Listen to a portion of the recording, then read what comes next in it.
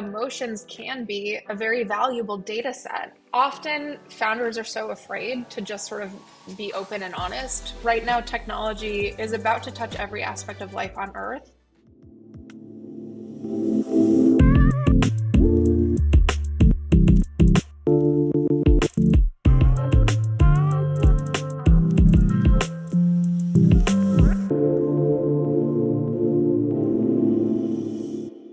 Hi, everyone. It's Daniel from Just Paid.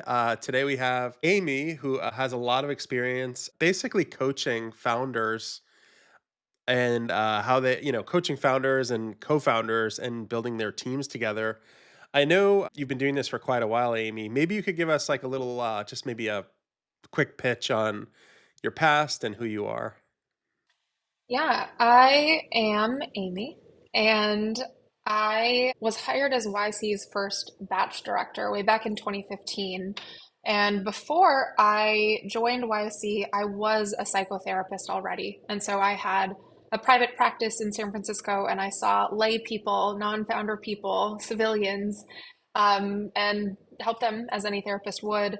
And it wasn't at all my intention or my job to coach founders or to do anything that was emotionally supportive of startup founders, but it was my job to build resources that helped founders build their companies and run the batches. That was my whole job at YC. And my job description at the time was in its entirety to look after founders. And that meant a lot of different things over the years that I was at YC. But because of my experience and my training, it became obvious to me almost as soon as I started that founders are people too. And founders experience a huge amount of uncertainty and pressure and high stakes decisions. And they internalize that as anxiety, and they really struggle to manage the feelings of it all. And those feelings often erupt in conflict in the founding team. And those conflicts end up killing the company. And so part of my job became to build resources and coach founders because it helped them in managing all the emotions that come along with starting startups and in building strong relationships with their co-founders. Before this, you were a psychologist, correct? Yeah, I am a licensed psychotherapist. I was an MFT, a marriage and family therapist. I guess like getting into YC, like how do you even get into YC? And what's interesting is they have so many resources available. Like they made you a top priority there for years, right? To as a resource to all these founders. Like how do you even stumble upon that? Like what was the introduction into YC? You hadn't even heard of YC, correct? It was just like, No, I had no idea how I got into YC is either divine intervention or complete and total luck. So while I was in grad school, well, before I was in grad school, I was in commercial real estate, and I was in commercial real estate and full time, and I did grad school full time. And in my commercial real estate life, I knew a single recruiter because I would often need to fill offices or find a receptionist or whatever I needed to do to run the buildings that I managed. And in the time that I was in grad school, she had married a YC founder and started her own boutique staffing agency just for startups. Her name is Amanda Kristoff. Her company is Bloom Talent. Shout out Bloom Talent. Amanda's amazing, and her whole team is. I didn't know any of this. When I finished grad school and had started working with clients, I knew that I wanted to work in tech because of reasons we can get into if that's relevant. But I didn't know anything about tech. I didn't have any community in tech. I didn't almost know anything about tech. And all I had was one recruiter friend. And so I called my one recruiter friend, Amanda, and was like, "Can you help me find a job in tech?" And she was like, "Kirsty and Jessica were just talking about a role that I actually think you'd be perfect for." And so I drove to Mountain View like the following week for the first time, and met Jessica and Kirsty for the first time, was toured around the YC offices for the first time, and like did not know a single thing about what I was getting myself into. But Amanda was right that my expertise was like a great fit for that program. So that's how I ended up at YC. And it's funny because it took me probably like the first couple of months, I would say, to like remember the difference between a partner and a founder.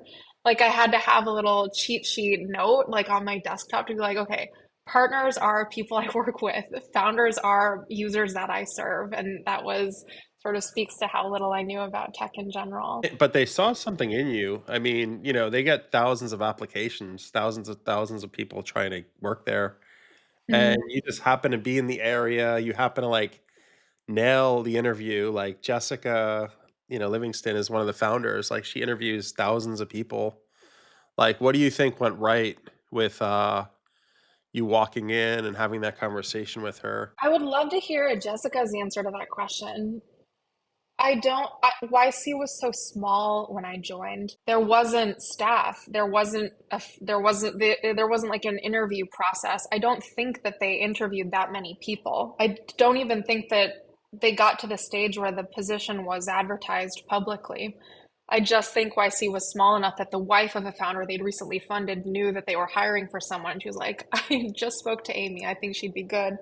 At the same time, I think to all of I think to the credit of everyone that I've ever worked with at YC, they sense authenticity and they sense low ego and they sense ambition and they sense aligned incentives, and they also like sense the monsters. Like Jessica asked me in my interview, "Are you a monster?" And I was like, I haven't read that essay. I don't even know what that means, but like the answer is yes. Like if I have a sense that something needs to be done in a particular way, there's nothing that will stop me from achieving it.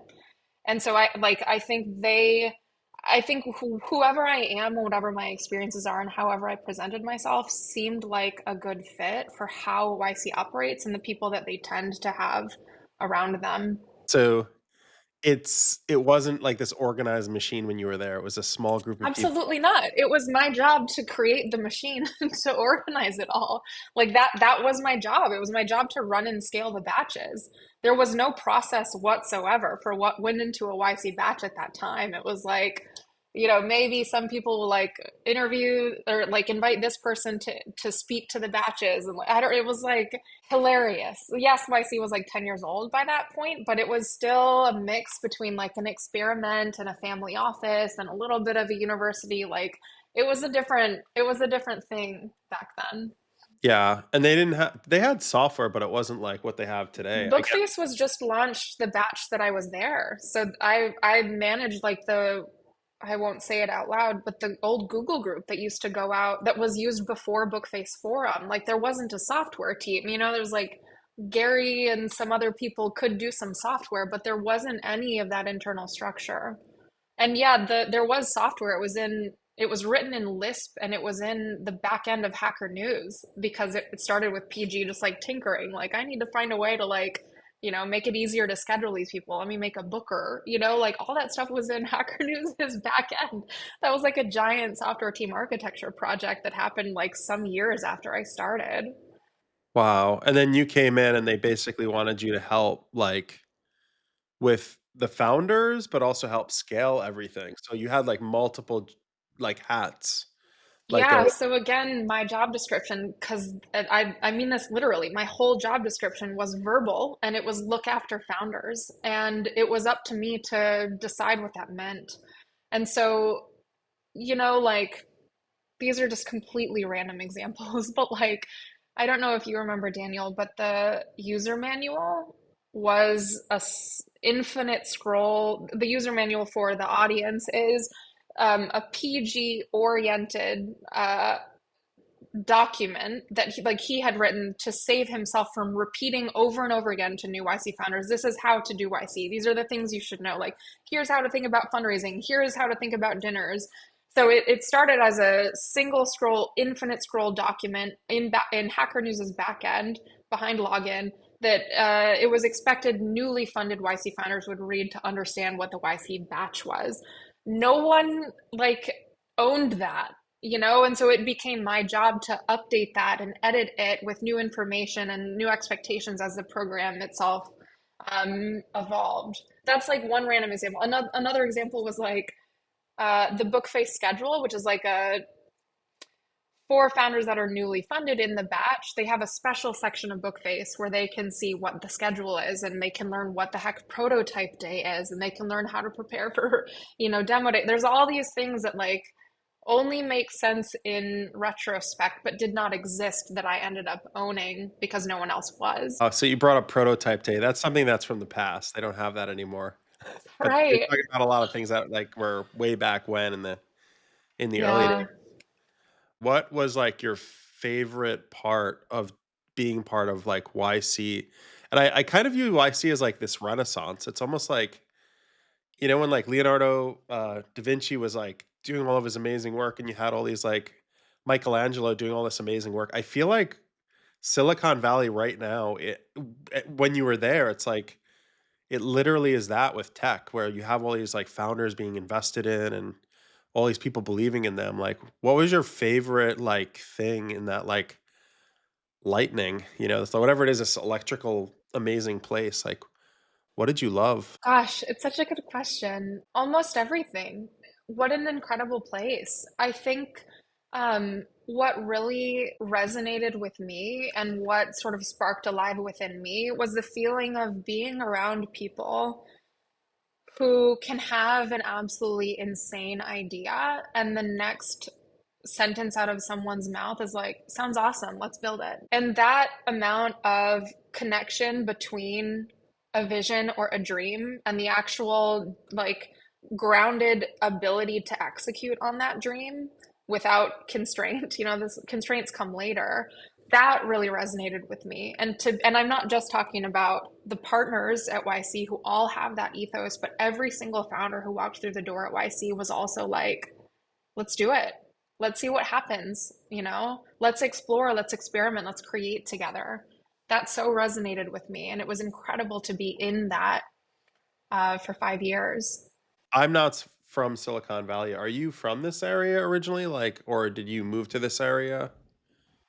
I grew up in South Dakota and went to school in Wisconsin and then moved to San Francisco in 2010, right after I graduated um, undergrad. So I've been here ever since. I'm from New York, and I think it has its Mm. certain vibe. Like it's an amazing vibe there. There's a lot of like amazing things happening, but I feel like there's this like very hyper optimism that happens in Silicon Valley that it doesn't happen in the rest of the world. And I feel like you're just calling that out. You're kind of naming it. It's like this: we can do it. Let's figure out how to get it done. Kind of like hyper optimism. Um, I think it's optimism mixed with ability, right? Optimism without the ability to do anything about it feels like ungrounded, wishy-washy, dreamy to me. And I think there's a time and a place for that, but I prefer the kind of optimism to come along with, and we can do it. how does that talent even come to Silicon Valley? Like, I guess why isn't it everywhere else in the world? Like, why is it here? Like, because Mm. there's a lot of optimistic people out there. Like, why here? Hmm. Like I guess I'll ask you that question. Like, why Hmm. people just fly here and they just believe in that big vision? Is it Okay, I have an answer to this question that I will caveat by saying I'm realize that what I is about to come out of my mouth is like perhaps a little crazy, but I have this question a lot, and here's how I can answer it myself. I think San Francisco geographically is a really interesting place. And I know like that this is not necessarily about, the South Bay and other places, but the heart of the building and YC itself has moved up here. And so I'm just going to go with San Francisco right now. San Francisco is an interesting place because it's a city that's built on sand dunes and swamp. And it's a city that almost geographically can have no deep roots. It's also a city that's surrounded on three sides by water. And so there is a sense of horizon and limitlessness when you look out and see nothing, but the water and the sky.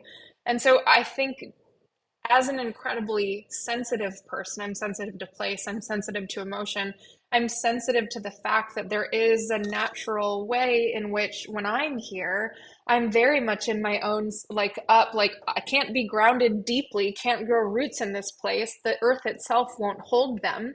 And so that allows me, I have to live up in my dreams. I have to live up in the possibilities. I have to look at the limitless horizon and imagine what could be.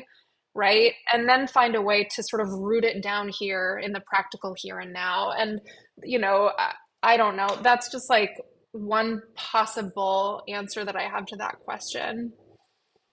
That Got it. is that does not include the history, you know, of Silicon Valley and Intel and you know, the actual like literal Silicon Valley, but that's one of the things that I think about.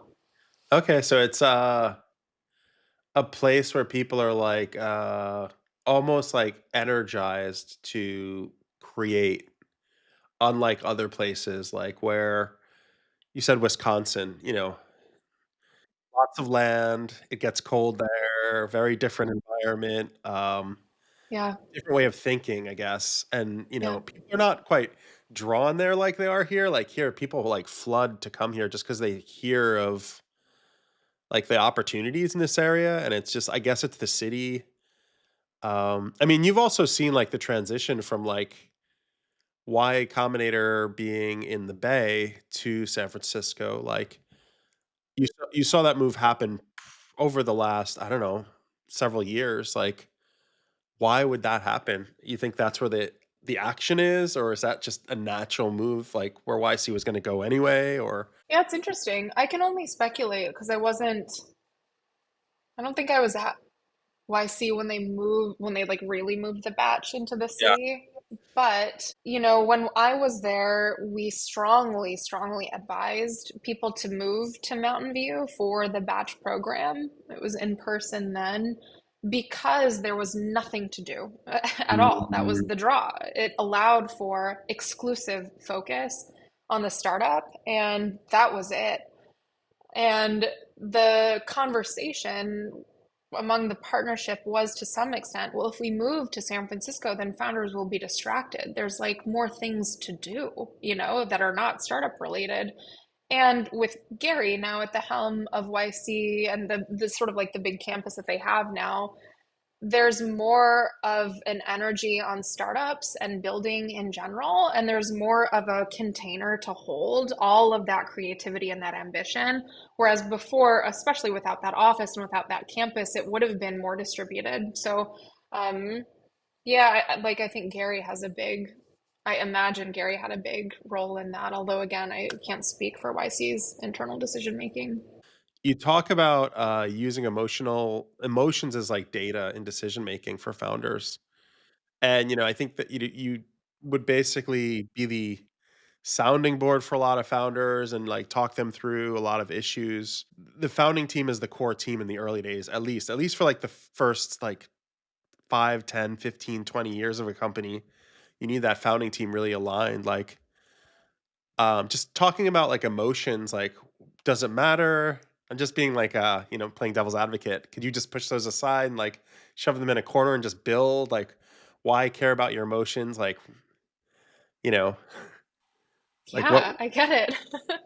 Yeah, so my experience is that startup founders are in an environment and a context in which there's an almost inhuman amount of uncertainty, right? There's especially in the early days, you don't know what you're building. You don't always know who you're building for. You don't usually have enough money. You don't often have enough resources or headcount to build the thing that you want to build. There are market pressures. There's the simple fact that whatever your product is, even when you've centered on it, has never been built before, right? So there's like existential uncertainty when it comes to the viability of what your idea is. And that's not common. That's remarkable. Not everyone is trying to build something brand new and having to experience that amount of uncertainty in their just day-to-day lives. And in um, in that environment of enormous uncertainty and ambiguity, I have I have noticed that emotions can be a very valuable data set that founders can use in order to make decisions. It's data that is in you. It's always available. It provides information about options, users, our felt sense of like whether this product works, whether it doesn't. It's not the data set that I think everyone should be using in exclusion, but I think it provides interesting data that can support good decisions in an information scarce environment. The other thing that I'll say is that because startup founders have to wade through such enormous uncertainty over just during the course of running your startup over the course of a day, like founders internalize that uncertainty as anxiety. And so almost every founder I know is just their default state is one of pretty intense nervous system dysregulation, right? You guys feel pretty afraid almost all the time about everything. And that fear can cause suffering. It can result in bad decisions being made. It can result in not enough risk being taken or too much risk being taken. It can distort the way that you think and how you're analyzing the world and decisions and relationships. And so when founders uh, try to operate their companies from a dysregulated nervous state, they're often pretty sloppy, right? And those decisions can make the startup fail.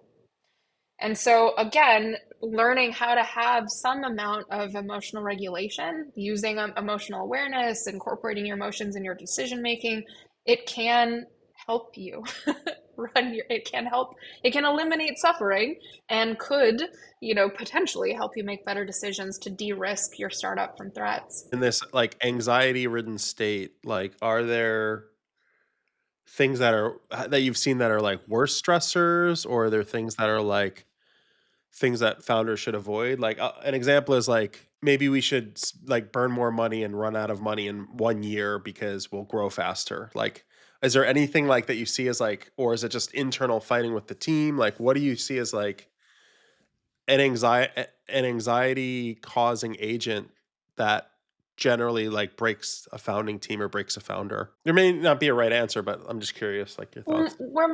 where I'm going as I'm thinking about an answer to that question is, in my experience, fear and anxiety are so pervasive that unless you're like really aware of them, they're probably coloring everything that you do as a startup founder. When it comes to like how that fear and that dysregulation can impact a co-founder relationship, right?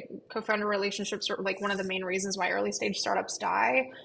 How that plays out is that often founders are so afraid to just sort of be open and honest with what they're thinking, what's going wrong, what they're afraid of in the relationship, what isn't working in the relationship, that they end up holding back. They end up not saying anything at all because they're afraid of what could happen if I do say something. I call that relationship debt. And relationship debt is just like technical debt, right? It's like baggage that just sort of accumulates within the relationship. And unless you actually do something about it, unless you clear away that technical debt in your tech stack or relationship debt in your relationship, then you're just going to reach a point where the relationship itself fails because there's too much unspoken stuff between you that never ends up getting addressed. And that's what I noticed over and over again in working with founders at YC and beyond, that like they could have had like a good run of things, right? But they didn't have the like healthy and clear communication hygiene in order to like have a strong and honest and authentic enough relationship to withstand the rest of the pressures of building a company. One of the co-founders of Airbnb once told me, "Go on a rent an Airbnb anywhere and just stay at the Airbnb with your co-founder and just kinda, it helps the relationship." But, like, in those strenuous situations, like, when do you bring up whatever the issues are? Like, do you do that on a walk? Do you do that in an Airbnb? Do you do that at, like, a private meeting? Like, and how, depending on any issue, like, what's the best place to bring these things up and, like, Yeah. have your co-founders be open-minded minded because 'cause they're also going through that anxiety and that stress. Yeah, the like brain exploding like, but how do we bring it up? Is like it's Yeah, so common. Like yeah. almost every founding team that I've worked with has been like, but when and but how, And like in the not knowing, there's so much efficiency that's lost. Like going back and forth, like, do I send them a Slack? Like, should I text them? Well, I'll just hold it. Like that is all time and energy that you could be using to build product. And there's Mhm. so much time and energy that's I'll call it wasted, to be very dramatic about it. It's wasted in that questioning. And so what I recommend is that every week founders have what I call a founder sync. And it's a meeting that there's an agenda for it on my website. If you go to the user manual and then click in, just search for founder sync, it's time in which the whole founding team is getting together to talk not just about status updates and like what's going on and what are we building and why, what are our users saying, but there's also dedicated time set aside for each of you to share anything honestly and directly that is on your mind that is a problem in the relationship. It's time set aside to talk about what feedback do you have for one another, not just on how we're doing, but how we're feeling, right, with each other and in our collaboration. And when that time is just on the calendar every single week and it's expected between everyone, okay, like we're going to talk about the company, we're going to talk about each other, it eliminates any of that like hand wringing, back and forth that can waste so much energy. So I encourage founding teams, especially early stage, to do that weekly and to not neglect it. So is that like a 30-minute, an hour, 45-minute, 15 minute? Yeah. Yeah, this is in my blog post. Let me see if I can remember it. What I've noticed is that most founding teams, early stage founding teams that I work with, tended to have the founder sync on a Thursday afternoon for whatever reason. I don't know why. I'm just reporting my observations. A Thursday afternoon, often 90 minutes, often included lunch, sometimes included a walk.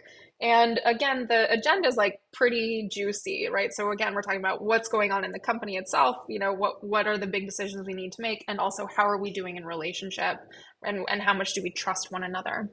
If someone brings like a big topic up and kind of just plops it on the table, should the other co-founders immediately like, or co-founder, like react, or should it there is there like a listening mode or like a feed, like say someone says something extreme and they're just like they kind of put it on the table, like is do you recommend a certain like etiquette for it, or do they go back and forth very quickly and kind of like cash it out right there? Yeah, It's all different for every I co-founding. hear you. I'm gonna answer your question, but I'm gonna start with a little bit of context first. So I think of I have in my own mind and in my own working model of the world, there are sort of like three types of conversations that you could be having with someone at any given point in time. The first type of conversation, I call it a level one conversation, and that's just like rapport building. It's like, how are you? How was your weekend? Like, what did you have for dinner last night? And like those are the kinds of communication in which like you're just building rapport and building connection, but it's like you're not actually talking about anything, you're just talking, and there's like a time and a place for that.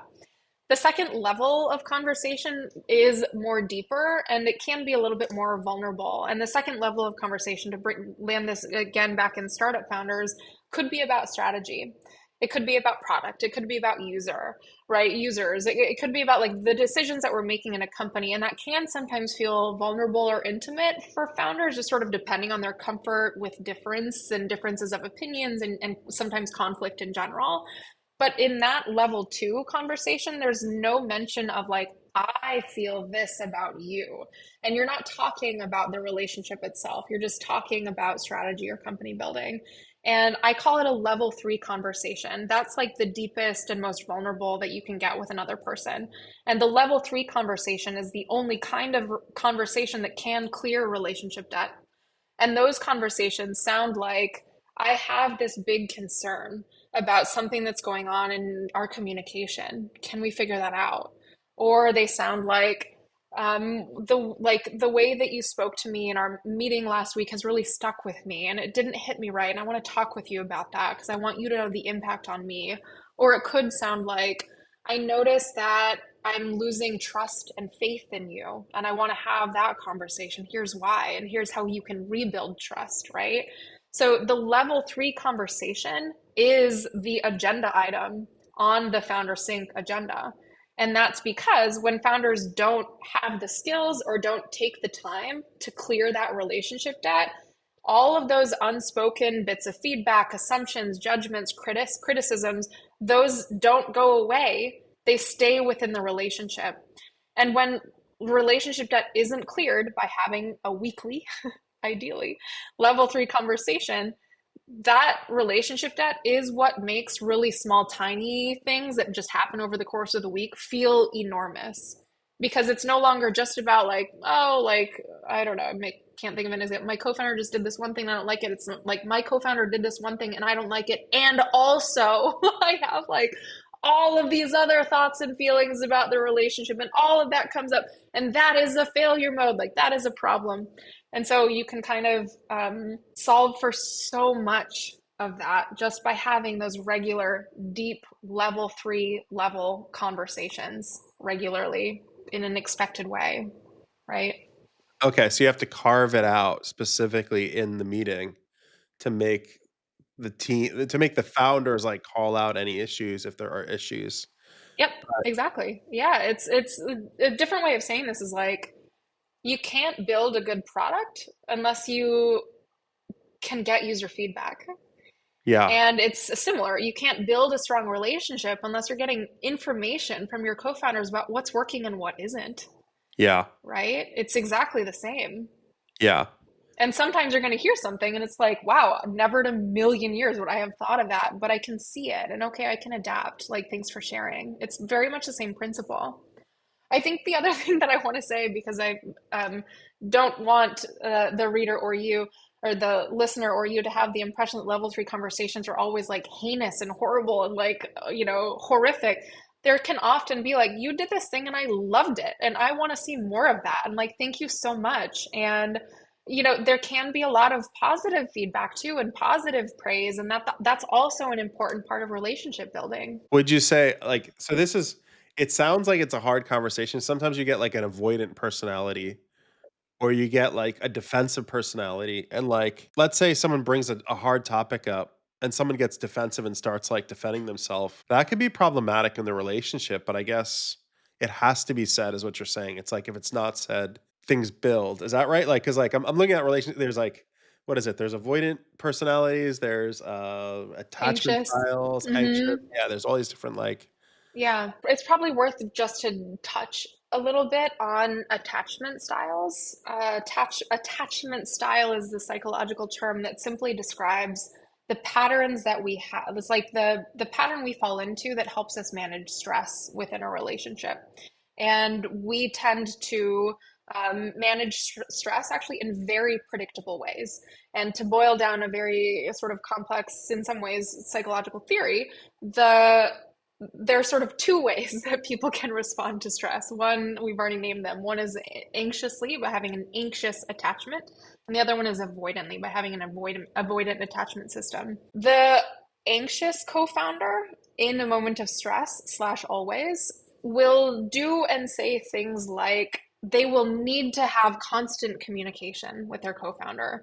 They will very much want to resolve conflict to the very end. They will want to resolve conflict immediately. They will be the one mostly initiating difficult conversations.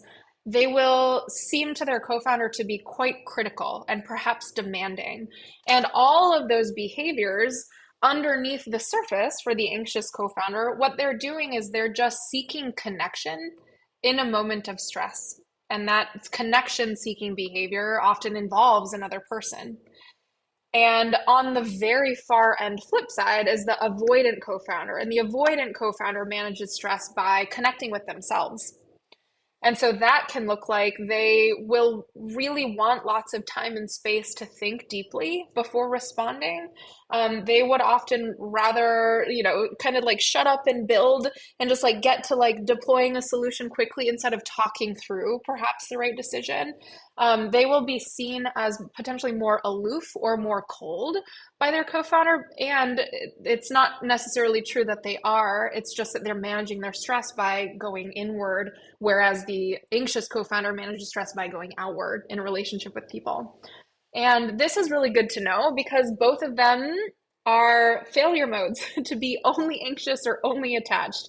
You can imagine in a relationship that one person always seeking connection with another person who's always trying to like just seek connection with themselves doesn't really work. That's not a recipe for a successful collaborative working relationship.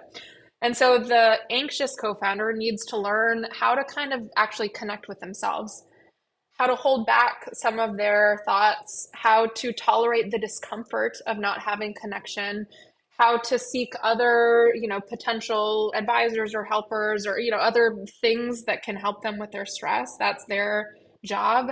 And the avoidant co-founder's job is to seek connection outward. And that can look like initiating conflict so that their anxious co-founder doesn't have to, or giving a compliment, or like reaching out and connecting with the co-founder more than they perhaps may feel naturally. When it comes to how to have that level 3 conversation between the two of them, when it's scheduled, when it's known, when it's regular, it just like dispels a lot of chaos and like uncertainty for both people. The goal of a level 3 conversation is not to be right, and it's not to convince the other person to like come over to my side. The goal of a level 3 conversation is simply to understand and be understood. Got it. So there may be disagreements still, but it's out on the table and they're both That's like right. hearing it. So I Yep, feel like that debt is reduced, I guess. You talk about this that's like right. Yep, always clearing away debt. Again, in the same way where in a build cycle, probably at some point you'll want to spend a little bit of time clearing away technical debt. It's the same, right?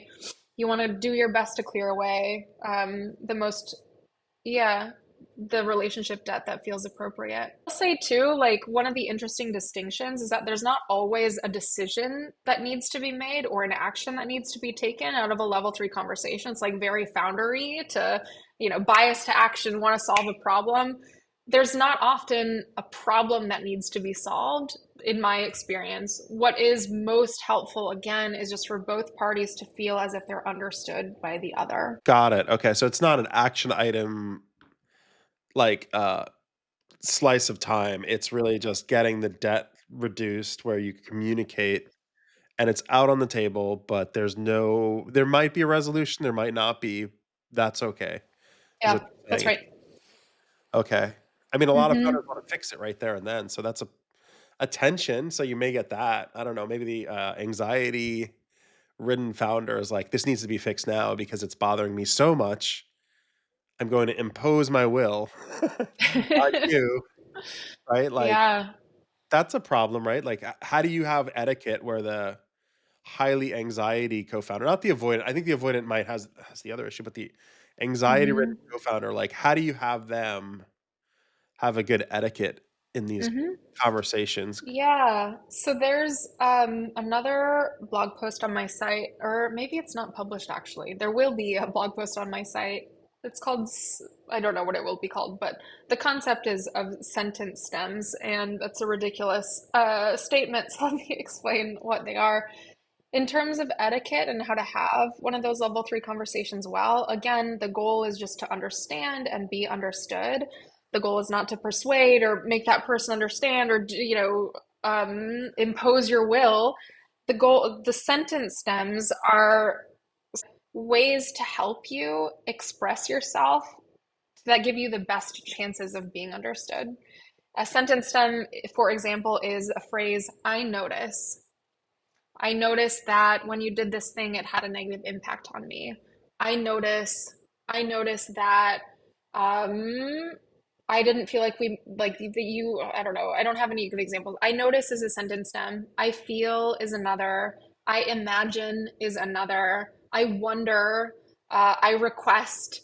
Like there are all these phrases that at some point will be on my website to help with this that you can use that help describe your own internal experience for the other person. They really help paint a picture of what is going on in your world. And looping back to your point about defensiveness, when you are in an experience in which you're just sharing what's going on for you, I notice that I'm having this thought. I notice that I'm concerned about whether we're on the same page. I notice that, when you said this or did this the other day, like I noticed that I lost trust in you. I wish that something different could have happened. when that is how you're communicating, you're saying almost nothing that the other person could be defensive about because you're just speaking about yourself. People get defensive when they feel attacked.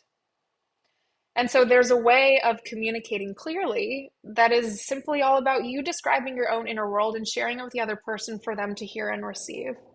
That doesn't mean that misunderstandings won't still happen, because they will, and that doesn't mean that tensions won't rise, because they may. But when you just speak from an I place, I wonder, I imagine, I think, I feel, it is you crossing your T's and dotting your I's to minimize the possibility of that. And that thoughtfulness is really important. So you have a set of tools like STEM initiators to like that Yeah. an anxiety ridden person should use to minimize. They should be aware. Don't impose like an agenda. It's like this is Yeah.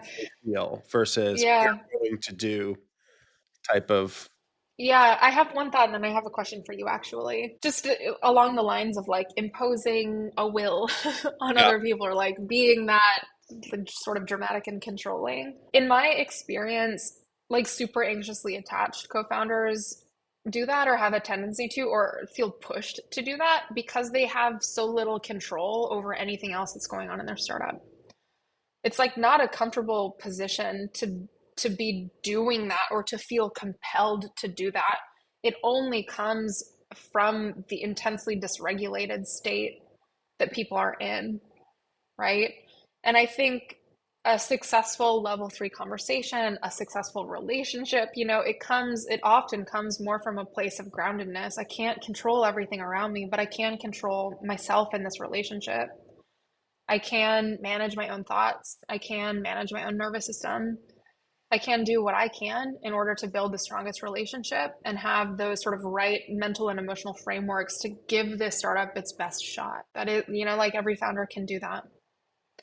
And I'm just curious, and feel free to answer this or not, but you seem to identify more with the anxious framework. Is that more your experience than not in your co-founder relationships? I actually think I'm more avoidant. Mm, Meaning like I have to process, so my co-founders will bring issues up to me. They'll be like mm, laying it out on the table, and I just need like a day or two to really formulate like what is the plan. I usually yeah, just don't I don't have the knee-jerk reaction to just start like sometimes I do. It depends on the situation. Sometimes I'll like immediately know the answer, but a lot of the time when it's like the level 3 conversations and they're bringing an issue up to me that's like almost personal, they'll be yeah. like, "Hey, I have this personal issue with you or with the startup or with, this is this happening." Um, Mm-hmm. I usually wanna just process it and be like, "Okay, what's the right way to handle this?" Like, Yeah, a lot of the time they want an answer right there. Like, that just happens. That's the anxiety-ridden yeah. type personality. I'm just asking because I'm more of an avoidant, like, where I have to, like, Mm-hmm. think about it, process it, understand it, um, and then just come back. But what I'm hearing is the debt is like poison almost. Like, if you have all of this, like, debt, and as it piles, there's a breaking point where a startup falls Yep. apart. Like, Yep. I kind of view it as like poison. It's not really like just dead. It's like you can take a little cyanide and stay alive. But if you have a lot of it, you're done. Like you're not going to survive. So it's like Yeah. you kind of have to understand those breaking points and really like reduce that debt, that Hmm. poison essentially from the co-founder relationship. Yeah. I think about it as plaque on teeth, and it's sort of the same concept that, like, yeah, you can deal with having a fair amount of plaque on your teeth, but if you leave it forever, then it's going to rot your bones, and that's not what you want. That does not a strong relationship make. I'm fascinated by your honestly all everything that you're talking through. Like, what do you see the future of like the emerging startup ecosystem founders, and like what should they be aware of as like the world is changing? Like, I think psychology is like something that you really brought out in the industry, but like what do you see like future trends in like, and this is broad. It doesn't have to be just that. Like, what do you see like something that founders should be aware of? Gosh, I love that question. I don't think I've ever been asked that before. And I'm also avoidant, so it sometimes takes me a little bit to like process and think through. Here, here are my thoughts on that. So right now, the two biggest risks to early stage startups, like the reason why most early stage startups fail right now is because the founders burn out, lose faith, or give up, or the startup implodes because of co-founder conflict. Both of those outcomes are de-risked when founders have self-awareness and emotional and relationship skills, right? And we don't all come out of the womb with self-awareness, emotional and relationship management skills, right? And so that is a skill set that, if learned, can de-risk the two main reasons that early stage startups die. I am in the process of building out, hopefully, a soon to be widely available suite of products and resources that can help founders build that tooling. And until that's like universally available, it is a competitive advantage for startup founders to learn emotional and relationship management skills because your competitors are not always going to do it, right?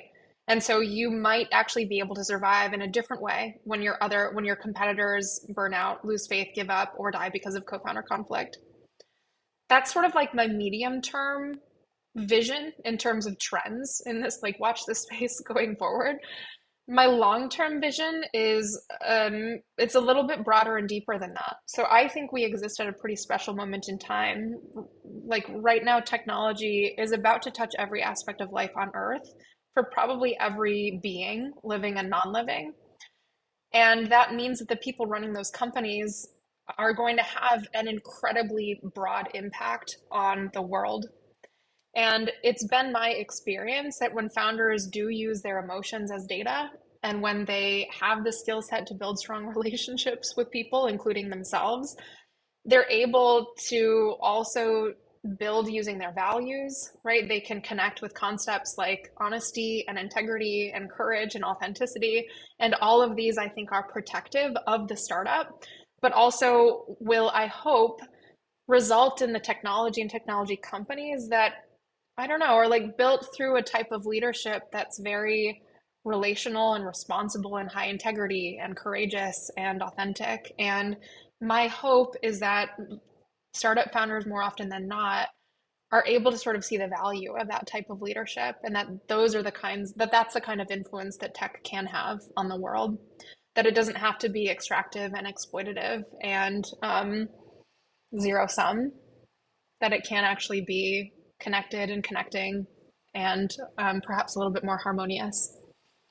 So better cultures, better emotional intelligence, treating people well. I think Yeah. is that's a really bright future, honestly. And then you'll have a lot of these tools. Like, I guess just to end the podcast, like, where can listeners find your resources? Like, what resources are available? Like, what's your website?